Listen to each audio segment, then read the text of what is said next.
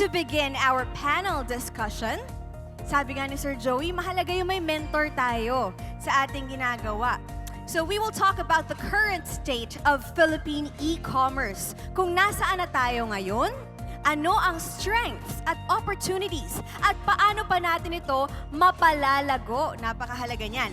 Sama-sama nating alamin kung paano magtutulungan para mas mapaunlad pa ang digital commerce at maabot ang global competitiveness. Now this segment is powered by RFM Corporation, BDO, ICTSI, PLDT Maya. And joining our discussion, we have Head of SM Biz PLDT Enterprise, Mr. Yuan Rex Toralbalia. We also have Head of Business Solutions Consulting for Productivity and Applications, Globe Business, Ms. Claire Aznar. At kasama rin natin ang Bank Officer 5 ng Bangko Sentral ng Pilipinas, Payments Policy and Development Department, Ms. Beverly Canicula. And to facilitate the discussion, allow me to turn over the floor to the President of the Private Sector Jobs and Skills Corporation, Ms. Jopin Romero. Hello, hello. Good morning. Morning po. Thank you. Please have a seat. Magandang umaga po sa inyong lahat. Good morning. Good morning, everybody. So, our dear friends are here again for our 2025 edition of Online Selling Summit. Salamat po at nandito kayo. So, sumusuporta sa lahat ng ating MSME. So, this morning, as you heard, we have here people from the telco industry, also businesses that are helping enterprises, and most especially, galing po sa ating central bank, ang naninigurado na safe ang ating business online at saka ang ating mga banking activities. So, let's start, no? Yun pong mga nakikinig sa Facebook, sa Instagram, sa ating online selling, please don't forget, you can ask your questions if you like and then post them and our people here can give me the questions. Or, basta lagay po ninyo yung questions ninyo dyan at masasagot namin yan as we go along. So, let's start off the session. You know, this is the 20th year of Go Negosyo. Ibang-iba po ang pagtitinda ngayon kesa nung araw, nung nag-umpisa. At ibang-iba din po ang pagtitinda online ngayon versus sabihin natin mga 8 years, 10 years ago. So, from each of your perspective, ano po yung pagkakaiba? I mean, I'll give an example po na BSP. When Go Negosyo started promoting digital selling, we really pegged our framework on the central bank NRPS 20 by 2020. Ang laking bagay po nun. And then we relied on partners like Globe and PLDT to help us push that forward. So, we'd like your perspective on how different it is today versus yesterday. Ma'am, Beverly. Okay, I would like to start off. So, yung nakaraan, it's a different experience on what we're having right now. Kasi we have broadened the opportunity for everyone. Kung dati, ang problema natin is yung saan tayo magpo-put up ng store, how will we promote our products. Ngayon, with the help of digitalization and digital payments, hindi tayo nakulong sa isang lokasyon. Kumbaga dito sa Pilipinas, kahit nasaan ka, naaabot mo through digitalization. At yung business mo, nag-grow on your own space, on your own little capital, on your own skills. So, it is something exciting kasi na-level yung playing field. So Okay, that's it. thank you po. Claire? Yeah, good morning everyone. Noon po kasi lahat physical store, no? And nandyan yung nasa labas lang kayo ng gate or you look for a small area wherein you put up your stores. And the way we pay before is really on physical cash, no? So ngayon medyo mabilis na in terms of pasok ng revenue on our business, no? So you have there the seamless and of course secure payment transactions. Right. But I'd like to expound a little bit more on that, no? So from the physical, nag-online tayo. How different is, say, online selling right before the pandemic and today? Siguro kayo marami kayo na-encounter because you're really pushing that, right? Yeah. So ngayon po, on online selling, we leverage on different platforms now. So these platforms can actually provide you the right and targeted market, no, based on your products. Okay. Yuan? Good morning, Ms. Jofin. Good morning, everyone. Before I start, I'd like to congratulate Go Negosyo first. Sir Joey, thank you very much for having us. Congratulations on your 20th year. I'm Yuan from PLDT Enterprise of SMBiz. So, to your question, it's really different now. E-commerce really different. Why? Alam mo, wala na yung norm on just being 8 to 5. With online selling, everything is 24/7. In fact, yung norm on when peak and off-peak is, parang nabubura na rin. Wala na yung normal trends na pag towards Christmas season or towards the bear season ka lang malakas. Ngayon, to some industries, January, February, or the first quarter of the year is their peak. Currently, industries Wala are... nang pera tao, pero peak pa Pero rin. peak pa din. So How it's, is that? It's really the entrepreneurs driving their own strength, creating their own peak, doing their own niche. Dati ikaw naghahanap ng niche market mo, ngayon hindi na. With digital selling, ikaw ang gagawa ng sarili mong niche. So, in terms of e-commerce, it's really the driving force right now because every entrepreneur can create their own energy, can create their own demand, and can create their own norm. So, that's what digital selling is all about now. Yeah, come to think of it, nung lumalaki tayo, we would see inventory sale, fire sale, Christmas sale, mga 3-4 types of sale lang sa isang taon. Ngayon, you can create your own sale. Ngayon, you can create your own. Practically, the Lazadas and the Shoppees made that up. Dati, 8-8 because of the lucky number 8. But now it's 1-1-2-2-3-3. And it doesn't happen only with the Lazadas and the Shoppees. Every platform, nowadays, you see puto bumbong and bibingka being sold kahit hindi Pasko. It's being sold, every after Misa. It's being sold online. And so that's what I meant when I said na wala nang peak and off-peak. Wala na ngayong 8 to 5. Minsan kahit gabi, dun malakas magbenta yung mga digital sellers. Right. That's very good, no? That's a very good observation. Now, with this kind of velocity, talagang bumilis ng bumilis ng bumilis, ano naman yung mga concerns or challenges na na lumitaw dahil dito?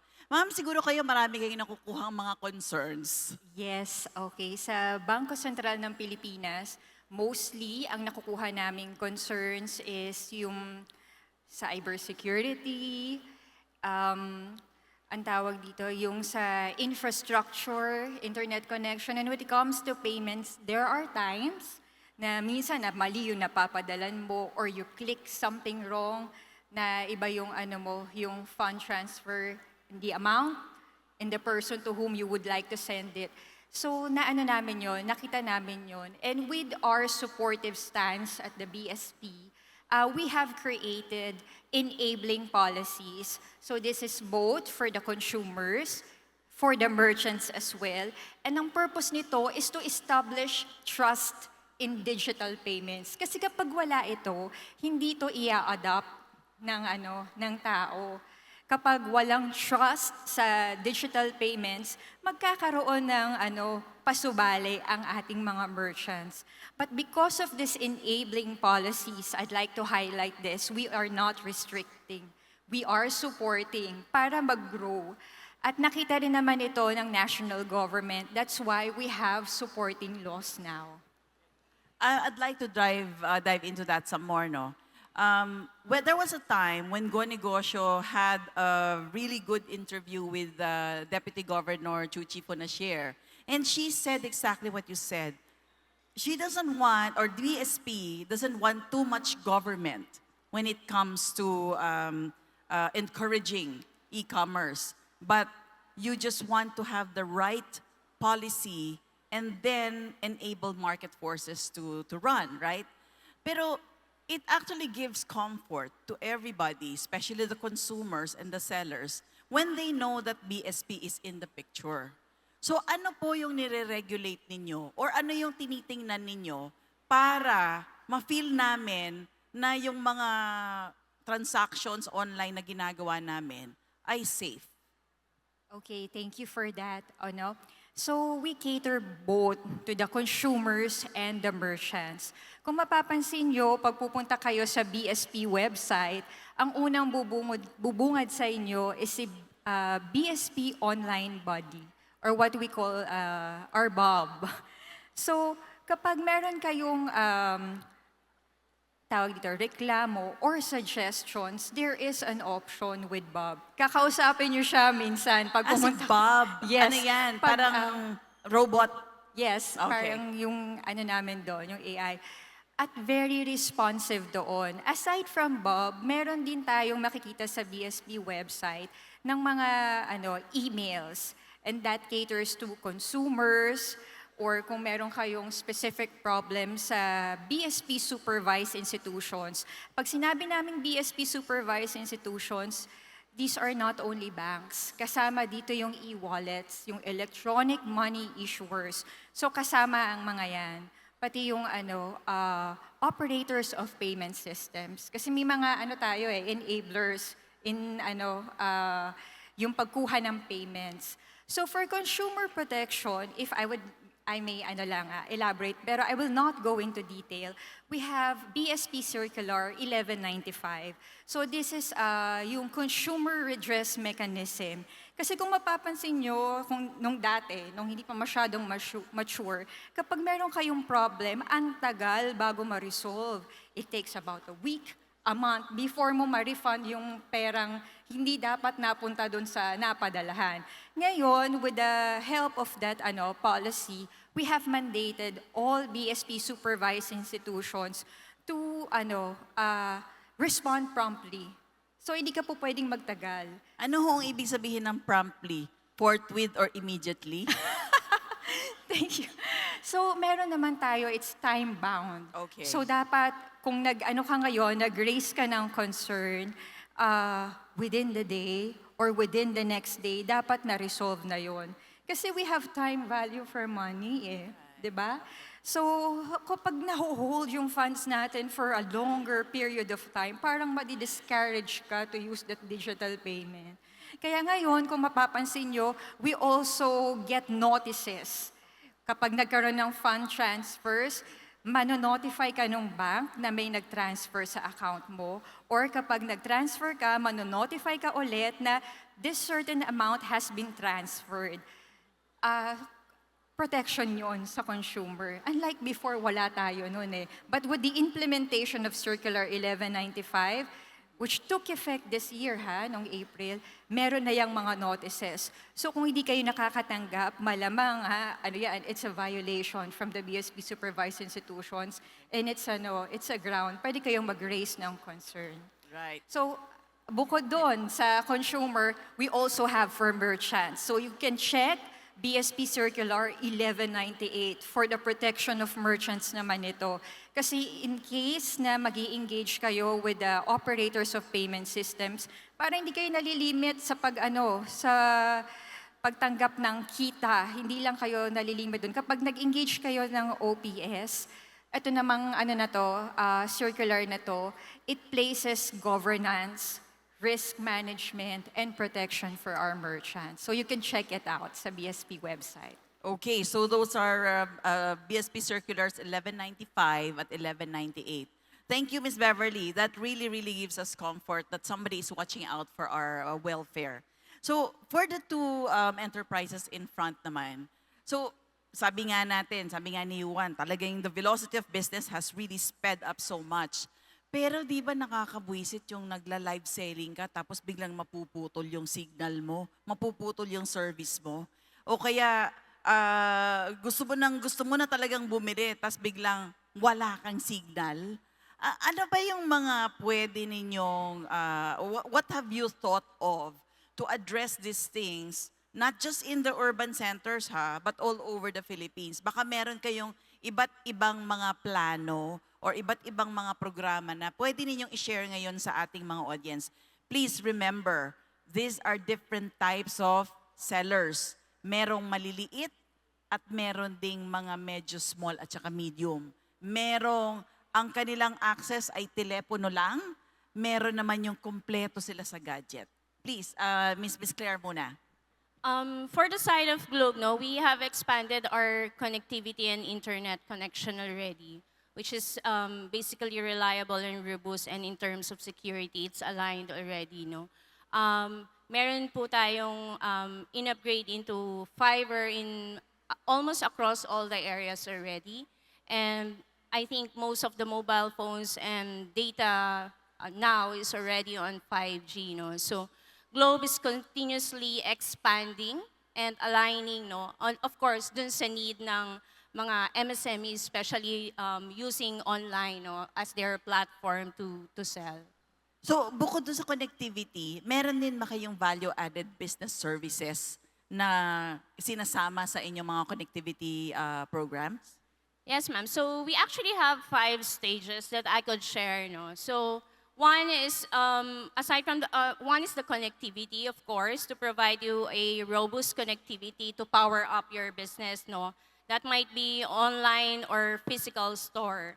Second is awareness, wherein you increase your brand and your product awareness by leveraging on Globe 94 million database, no. This is yung pag-define nyo po kung ano yung talagang target market interest and attributes na gusto nyong iparating dun sa customers natin. The third one is really on engagement. This is to enhance and sustain, no, in terms of personalized messaging, no, to your customers using a multi-channel platform like SMS blasting solution. And then if you'd like to expand more as your business grow, you could actually use rich media messaging, targeting messaging strategies via Viber and WhatsApp. And then the fourth one is really on the conversion side. So, andyan na yung you get your own white labeled e-store, wherein you take your customer across all this buying journey, no? Andyan yung they discover the product, your products, and then their buying decisions, and of course, yung seamless transaction in terms of payment and delivery. And lastly, of course, retention. Retention is to keep, of course, your customer coming back, no, to purchase your product. This entice them with rewards and help them to do the redemption, and of course, drive to repeat those purchases, no? So medyo nag-expand na yung business eh. Hindi na tayo yung sell to anyone lang. We need to really have the target market para mag-boost po yung benta natin. I love it, Miss Claire, kasi hindi simpleng-simple yung binibigay ninyo. Pinag-isipan ninyo talaga yung buong life cycle ng isang entrepreneur at nung customer niya para ma-attract mo, makuha mo siya, maumpisahan niya yung business at pagkatapos tuloy-tuloy pang bumalik ng bumalik. Very good. Sana po ni-note niyo yon, ano? So, Yuan, ikaw naman.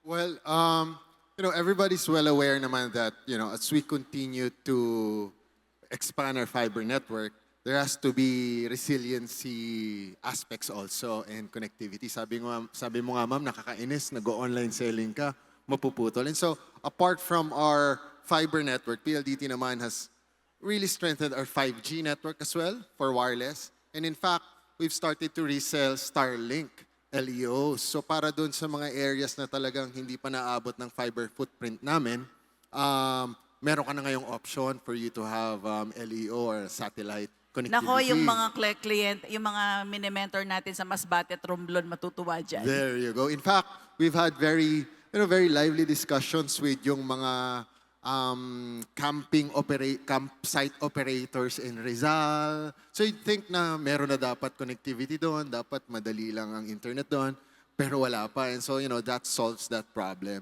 Pero if I may, Ms. Jofin, let me tell you a story about how PLDT Enterprise or PLDT SMEs just wants to go beyond simple connectivity. Recently, and very similar to how Parañaque is with Baclaran, sikat na sikat yung Taytay Tiangge vendors, hindi ba? And so fairly recently, tinawagan kami ng ating very friendly and lively, energetic Yusek Jean Pacheco, now with the supply chain and logistics group of DTI, together with the local government of Taytay, because they wanted to help us, the Taytay vendor or Tiangge vendors Yan group. ang ating textile capital of the Philippines. Exactly. So more than just the Tiangge in Taytay, there's this very vibrant garments, di ba? Industry in Taytay. And so what we figured and what we found out is that while karamihan sa atin are very well aware on, just having an e-market or an online market platform, very fragmented pa din yung buong industry. So similar to Taytay, so in Taytay, for example, yung mga manufacturers, warehouse, logistics partners, mananahe, retailers, and your consumers, fragmented talaga siya, hindi siya konektado. And so you would have a retailer call on a separate supplier, pupunta doon sa warehouse, tatawag ng mananahe, without having a digital presence or interconnected digitally altogether. And that's why Yusek Jean wanted to help us to help, maybe bring in an expert. And we did that through our partner, Simultaisys, our technology partner. So what we're trying to do now actually is to digitalize a whole community. It's not just going to be just digitalizing the vendors themselves, but interconnecting the whole supply chain and logistics factor para mas intertwined, mas seamless. Wow, nice. I'm listening very intently. So, is that for the whole of Taytay or you're piloting it for a small group for now? So we're piloting it for Taytay. In fact, ngayon ko lang nalaman na there's this big community in Taytay who is also selling in Baclaran. So, sila rin Supplier pala yun. sila ng Oo. Baclaran. And so, we got to know a lot because there's this notion also of wholesale selling versus retail. Ang madalas na nagiging concern sa mga partners natin in Taytay and Baclaran is yung fear nila na small time lang naman kami. Baka hindi nyo kami pansinin. Baka hindi naman kami puntahan dito ng mga digital companies. Yung digital payments, ma'am, actually natatakot din sila kasi baka wala na kaming kitain. We only sell ang basket size namin 200 pesos, 150 pesos. Baka naman malugi pa kami kung mag-accept kami ng e-payments. So they have these notions of such that we want to transform so that we only do not improve the storefront, the digital storefront, but the whole ecosystem and the whole community itself. I love that story. Is that pilot ongoing o tapos na? And if somebody from this community or those listening online from Taytay are not part of it but would like to be part, how do they do that?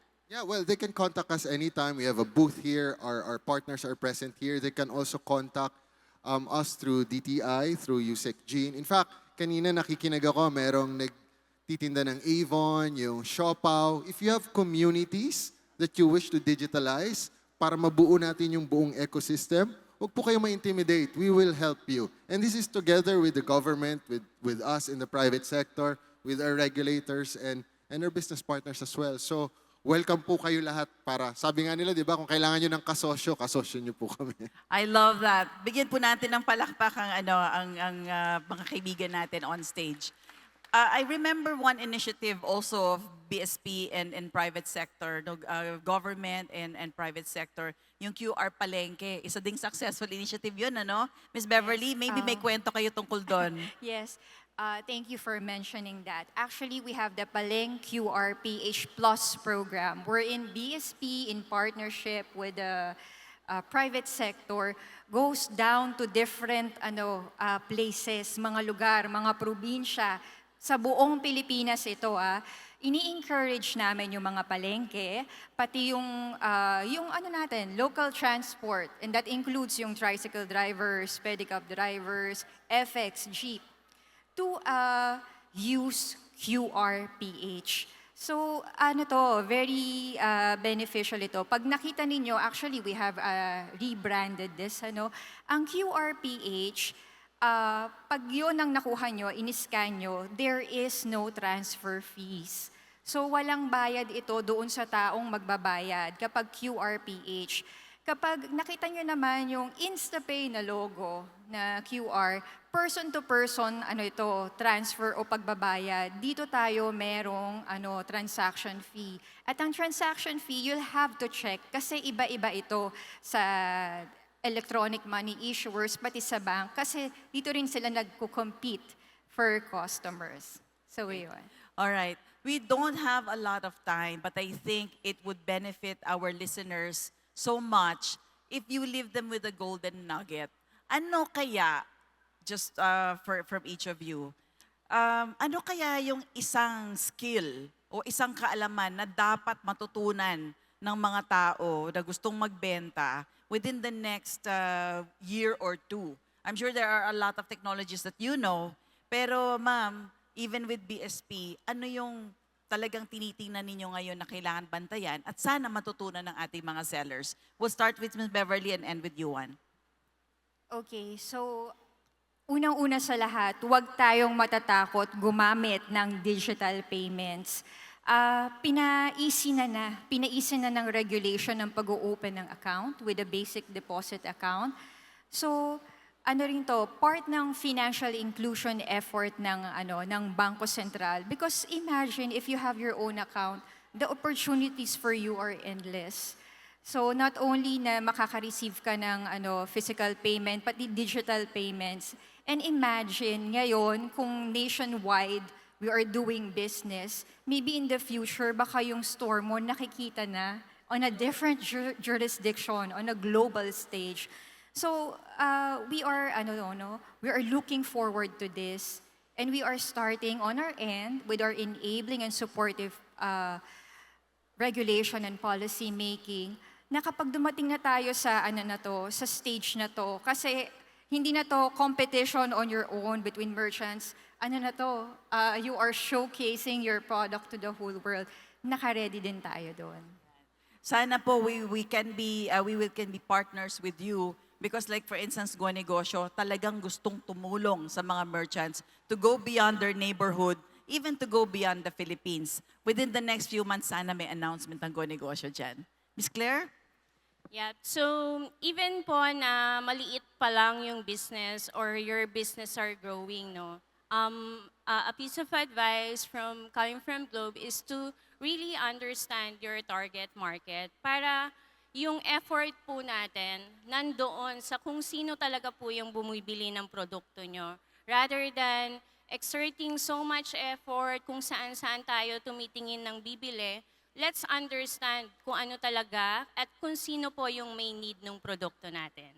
Thank you. Thank you very much, Miss Claire. And you, Juan. So, siguro I'd like to leave by saying that, everyone should not underestimate their potential. Huwag po kayong matakot sa potential ng inyong negosyo at ng inyong kakayahan. In the age of digital transformation, lahat po kayang maging successful regardless of your age, regardless of how small or big you are, regardless of the type of business that you have.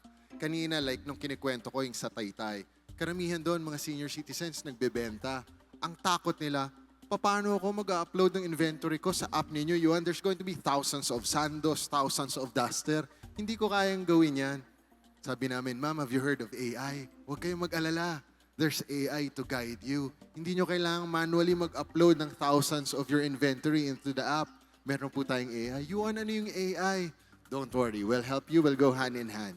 And so on that step alone, natuwa sila dahil may katuwang sila, may katulong sila. And so what my message is really all about is that, as negosyantes, we have to keep on pounding.